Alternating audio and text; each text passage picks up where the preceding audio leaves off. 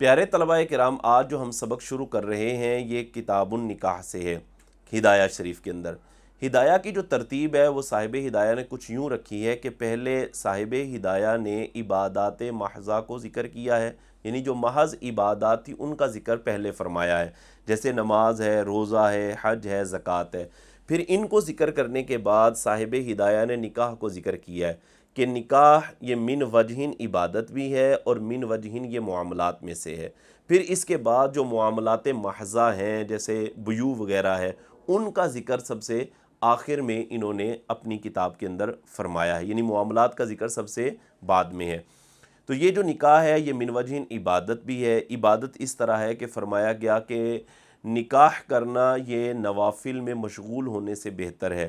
اور نکاح کے اندر کیا ہوتا ہے؟ نکاح کے اندر انسان کے نفس کی حفاظت ہوتی ہے، کس چیز سے؟ زنا میں پڑ جانے سے۔ تو نکاح جو ہوتا ہے یہ زنا میں پڑ جانے سے انسان کو روکتا ہے، تو اس اعتبار سے یہ نکاح عبادت ہے۔ اور یہ معاملات میں سے کیسے ہے؟ یعنی من وجہن معاملات میں سے ہے، تو یہ کس طرح ہے؟ کیونکہ اس میں مال کا ذکر ہوتا ہے، اور مال جو ہوتا ہے یہ ملک بدعا کا عوض بنتا ہے، تو چونکہ اس میں مال کا بھی ذکر ہوتا ہے، اور دوسری بات یہ کہ اس میں ایجاب و قبول بھی پایا جاتا ہے، اور ایجاب و قبول جو ہے یہ معاملات میں سے ہوتا ہے۔ اسی طرح اس کے اندر جو ہے وہ شہادت یعنی گواہی وغیرہ بھی پائی جاتی ہے۔ تو یہ نکاح من وجہن عبادت بھی ہے اور من وجہن یہ معاملات میں سے بھی ہے۔ اس بنا پر صاحب ہدایہ نے عبادات محضہ کے بعد نکاح کا ذکر فرمایا ہے۔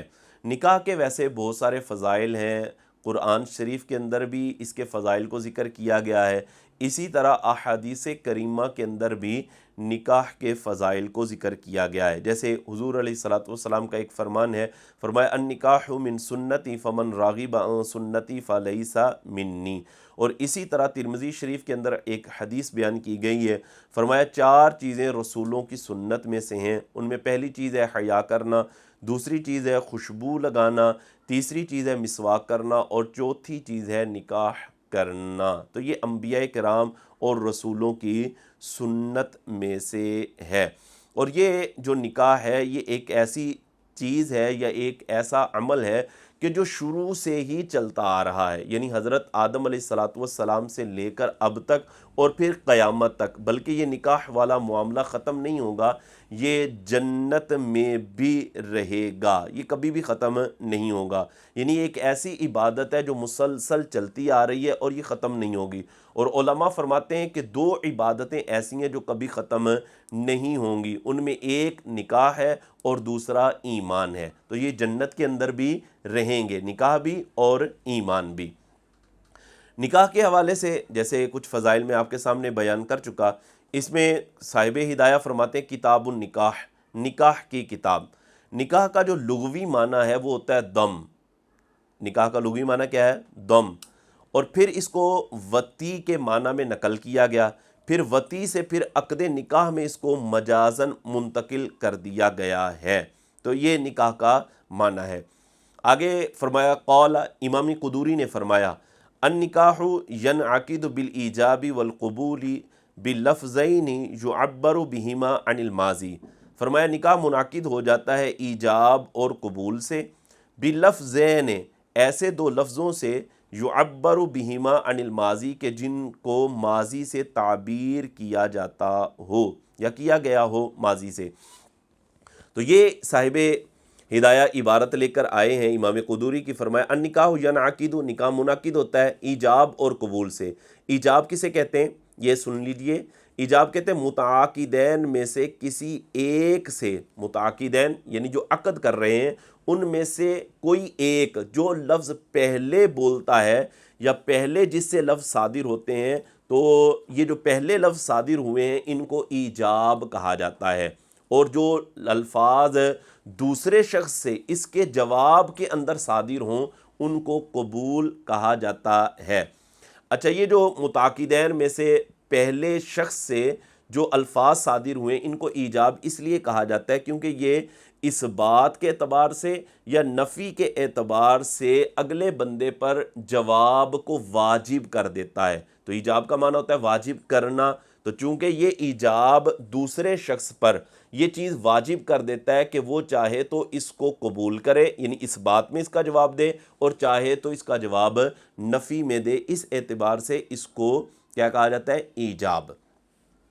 اچھا، نکاح منعقد ہو جاتا ہے ایسے دو لفظوں سے کہ ایجاب اور قبول سے منعقد ہو جاتا ہے، اور دو ایسے لفظ ہوں یعبر بہما کہ جن کو تعبیر کیا گیا ہو عن الماضی ماضی سے۔ اب باللفظین کی قید سے یہ بات ثابت ہوتی ہے کہ تحریر سے نکاح نہیں ہوگا۔ تحریر سے مطلب یہ کہ ایک طرف سے ایک لکھ دے، دوسری طرف سے دوسرا لکھ دے، اور دونوں موجود ہیں، یعنی یہ ایک لکھے کہ میں نے تم سے نکاح کیا، ادھر سے وہ دوسرا لکھ دے کہ میں نے قبول کیا، تو اس طرح لکھنے سے تحریر سے نکاح منعقد نہیں ہوتا۔ تو دونوں طرف سے یعنی لفظ ہوں ایجاب اور قبول ہوں، یعبر بہما عن الماضی، اور ان کو ماضی سے تعبیر کیا گیا ہو، ماضی سے تعبیر کیا گیا ہو۔ اس کی مثال دیکھیں، جیسے شوہر کہے یعنی اپنی ہونے والی بیوی کو کہ نکحتو کی، میں نے تجھ سے نکاح کیا، اب یہ دیکھیں ماضی کا لفظ ہے، یا شوہر اپنی ہونے والی بیوی سے کہے کہ زوجتو کی، میں نے تجھ سے نکاح کیا، شادی کی، تو عورت آگے سے کہے قبلتو، میں نے قبول کیا، یا فعلتو یا ردیتو کے لفظ استعمال کرے تو نکاح منعقد ہو جاتا ہے۔ اچھا، یہاں پر ماضی کی بات کی کہ دونوں لفظ کیا ہوں؟ ماضی کے ہوں۔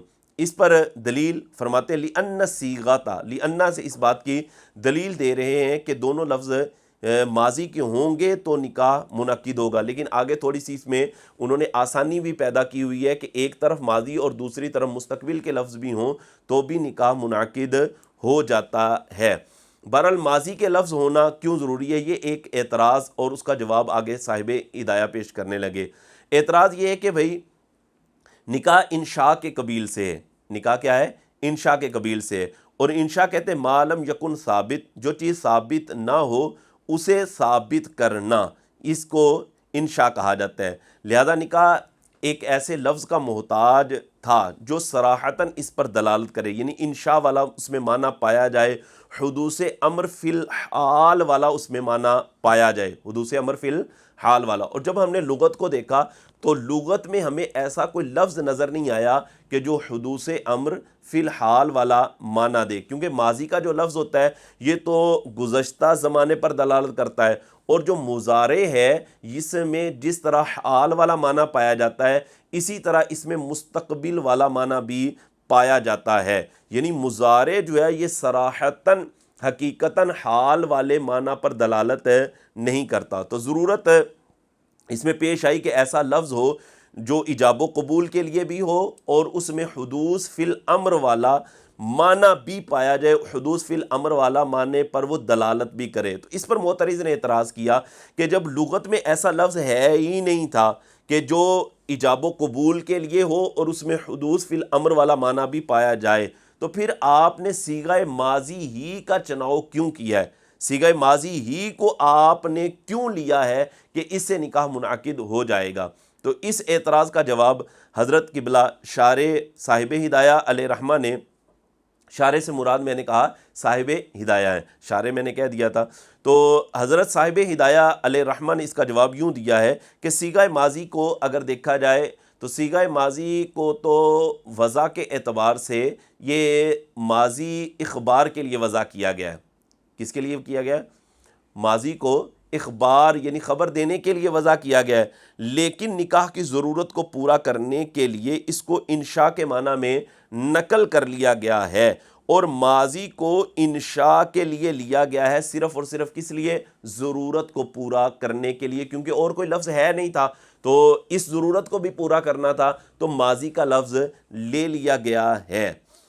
تو اسی چیز کو صاحب ہدایہ نے بیان کیا، فرماتے لِأَنَّ الصِّيغَةَ، کیونکہ جو ماضی کا صیغہ ہے ان کانت لِلْإِخْبَارِ وَضْعًا، اگرچہ یہ وضع کے اعتبار سے خبر دینے کے لیے ہے، یعنی خبر دینے کے لیے اس کو وضع کیا گیا ہے، فقد جُعِلَتْ لِلْإِنشَاءِ شَرْعًا دَفْعًا لِلْحَاجَةِ، فقط کہتے ہیں فقد جُعِلَتْ، تو تحقیق اس کو نقل کر لیا گیا ہے للانشاء، انشاء کے لیے، یعنی حال والے معنی کے لیے اس کو نقل کر لیا گیا ہے شرعن، شرعی طور پر، دفعن للحاجتی، ضرورت کو پورا کرنے کے لیے۔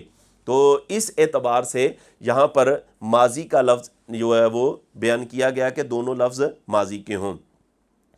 آگے فرماتے ہیں وَيَنْعَقِدُ بِلَفْظَيْنِ يُعَبَّرُ بِأَحَدِهِمَا عَنِ الْمَاضِي۔ یہ بحث یا یہ عبارت حل کرنے سے پہلے میں یہ بات بھی آپ کو بیان کرتا چلوں کہ نکاح جو ہوتا ہے اس کی مختلف قسمیں ہیں۔ نکاح کبھی سنت مؤکدہ ہوتا ہے، نکاح کبھی واجب ہوتا ہے، کبھی فرض ہوتا ہے، اور نکاح کبھی مکروہ ہوتا ہے اور کبھی حرام بھی ہوتا ہے۔ نکاح سنت مؤکدہ کب ہوگا؟ کہ جب اعتدال کی حالت ہو، یعنی شہوت وغیرہ کا غلبہ نہ ہو، اور بندہ نان و نفقہ دینے پر بھی قادر ہو، مہر دینے پر بھی قادر ہو، اور زوجین کے جو حقوق ہوتے ہیں ان کو بھی پورا کرنے پر قادر ہے، اعتدال کی حالت ہے، تو یہ نکاح کرنا سنت مؤکدہ ہوگا۔ اور اگر کنڈیشن ایسی ہے کہ اگر نکاح نہ کیا تو اندیشہ ہے، خوف ہے کہ کہیں گناہ کے اندر مبتلا نہ ہو جاؤں، اور پھر مہر دینے پر بھی قادر ہے، نان و نفقہ دینے پر بھی قادر ہے، یعنی اور حق زوجیت ادا کرنے پر بھی قادر ہے، اور یہ اندیشہ ہے کہ کہیں نکاح نہ کیا تو ایسا نہ ہو میں گناہ میں نہ پڑ جاؤں، تو نکاح کرنا اب واجب ہو جائے گا۔ اور اگر گناہ میں، اسی صورت میں گناہ میں پڑ جانے کا یقین ہو تو نکاح کرنا کیا ہو جائے گا؟ فرض ہو جائے گا۔ پھر نکاح کرنا مکروہ بھی ہوتا ہے، کب؟ کہ جب بندے کو یہ اندیشہ ہو کہ یار میں نہ نان و نفقہ دینے پر قادر نہیں رہوں گا، یا زوجین کے جو حقوق ہوتے ہیں ان کو پورا کرنے پر مجھے قدرت نہیں ہوگی، اندیشہ ہے، تو نکاح کرنا مکروہ ہے۔ اور اگر اس بات کا یقین ہو جائے تو پھر نکاح کرنا حرام بھی ہوتا ہے۔ تو یہ نکاح کی کچھ اقسام میں نے آپ کے سامنے ذکر کر دیں۔ اچھا، فرماتے ہیں وَيَنْعَقِدُ بِلَفْظَيْنِ، نکاح منعقد ہو جاتا ہے ایسے دو لفظوں سے، يُعَبَّرُ بِأَحَدِهِمَا عَنِ الْمَاضِي، کہ ان میں سے ایک کو ماضی سے تعبیر کیا گیا ہو، وَبِالْآخَرِ، اور دوسرے کو عَنِ الْمُسْتَقْبِلِ، مستقبل سے تعبیر کیا گیا ہو، ایسے دو لفظوں سے بھی نکاح منعقد ہو جاتا ہے، ایک کو ماضی سے اور دوسرے کو مستقبل سے۔ مستقبل سے مراد یہاں صیغہ امر لیا گیا ہے۔ اس کی مثال دیتے ہیں، جیسے کہتے ہیں مثل ان یقولا، جیسے ان میں سے کوئی ایک کہے زوجنی، تو میرا نکاح کر دے، یعنی بیوی کہے، ہونے والی بیوی، عورت کہے کہ تو میرا نکاح کر دے، فیقولو، تو شوہر یہ بات کہے زوجتو کی، کہ میں نے تیرا نکاح کر دیا۔ تو اب دیکھیں یہ ایک طرف سے امر کا صیغہ ہے اور دوسری طرف سے ماضی کا زوجتو کی، ماضی کا لفظ اور ماضی کا صیغہ استعمال کیا جا رہا ہے۔ تو اس طرح کرنے سے بھی نکاح منعقد ہو جاتا ہے۔ اس کی وجہ کیا ہے؟ اس کی وجہ یہ ہے کہ یہ جو لفظ ہے نا زوجنی، یہ ایجاب نہیں ہے، یہ ایجاب نہیں ہے، بلکہ یہ وکیل بنانا ہے۔ گویا کہ عورت اپنے نکاح کرنے کا اگلے بندے کو وکیل بنا رہی ہے، اور وہ شخص جو ہے وہ کیا کر رہا ہے کہ وہ اپنے آپ سے اس عورت کا نکاح کر رہا ہے، کیونکہ نکاح میں جو ہوتا ہے، نکاح میں دونوں طرفوں کا بندہ ولی بن سکتا ہے، مالک بن سکتا ہے، یعنی ایک اس کی طرف سے بندہ جو ہے وہ وکیل ہو اور اپنی طرف سے اصیل ہو، اپنی طرف سے کیا ہو؟ اصل ہے، اور اس کی طرف سے وکیل ہے۔ تو ایک ہی شخص نکاح کی دونوں طرفوں کا ولی بن سکتا ہے، یہ نکاح والے معاملے میں۔ جبکہ بے کے اندر ایسا نہیں ہو سکتا کہ ایک طرف سے اپنی طرف، دوسری طرف سے وکیل ہے اور اپنی طرف سے اصیل ہو، بے میں ایسا نہیں ہوتا۔ کیوں؟ وجہ یہ ہوتی ہے کہ وکیل میں جو نکاح کے اندر جو وکالت ہوتی ہے اس میں حقوق سارے موکل کی طرف لوٹتے ہیں، حقوق کدھر لوٹتے ہیں؟ موکل کی طرف۔ تو بے جو ہوتی ہے اس کے اندر جو ہوتا ہے نا، بے میں جو حقوق ہوتے ہیں وہ وکیل کی طرف لوٹتے ہیں۔ تو اگر یہ وکیل جو ہے وہ بے کے اندر دونوں طرفوں کا ولی بن جائے، یعنی ایک طرف سے وکیل ہے اور دوسری طرف سے وہ اصل ہے، تو ایک ہی شخص مطالب اور مطالب بن جائے گا، جو کہ درست نہیں ہوتا۔ جبکہ نکاح میں ایسا نہیں ہوتا، کیونکہ نکاح کے اندر جو حقوق ہوتے ہیں وہ موکل کی طرف لوٹتے ہیں۔ تو اب یہ نکاح میں اپنی طرف سے اصل ہوگا اور اس کی طرف سے وہ وکیل ہوگا، ایسا درست ہوتا ہے نکاح میں۔ تو فرمایا کہ یوں کہے کہ زوجنی، اور یہ شوہر کہے کہ زوجتو کی، لِأَنَّ هَذَا تَوْکِیلٌ، کیونکہ یہ زوجنی کا جو لفظ ہے یہ ایجاب نہیں ہے، ٹھیک ہے، بلکہ یہ کیا ہے، یہ وکیل بنانا ہے، لِأَنَّ هَذَا توکیل، یہ وکیل بنانا ہے بالنکاح، نکاح کا۔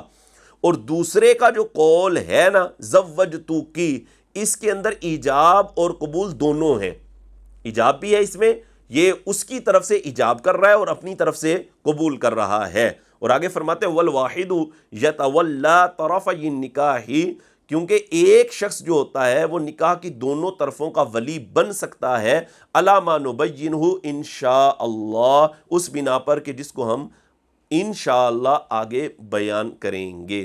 تو یہ کتاب النکاح آج ہم نے شروع کیا ہے، انشاءاللہ ارادہ اور نیت یہ ہے کہ اس کے اسباق ہم مکمل کریں گے۔